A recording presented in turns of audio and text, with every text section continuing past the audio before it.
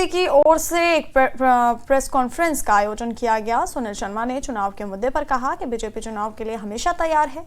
हम लोगों की शिकायतों के आधार पर घोषणा पत्र तैयार करेंगे। लोग जिला मुख्यालय पर आकर अपनी शिकायत दर्ज करा सकते हैं।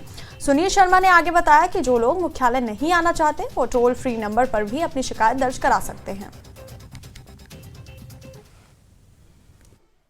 हम आपके द्वारा समस्त कश्मीर की जनता को आह्वान करना चाहते हैं, गुजारिश करना चाहते हैं कि जो भारतीय जनता पार्टी का मकसद है, चाहे चुनाव हो, चुनाव में शिरकत करना, लेकिन चुनाव से पहले जो लोगों के कंसर्न्स हैं, जो लोगों के इश्यूज हैं, जो लोगों की समस्याएं हैं, जो लोगों की दुश्वारियां हैं, वो सब हमारे समक्ष रखें ताकि हम एक घोषणा पत्र बनाएं, ताकि हम मैनिफेस्टो बनाएं, कॉमन कंसेंसस इश्यूज पे बना के जो हम सरकार बनाने के बाद उन इश्यूज को रिजॉल्व करें।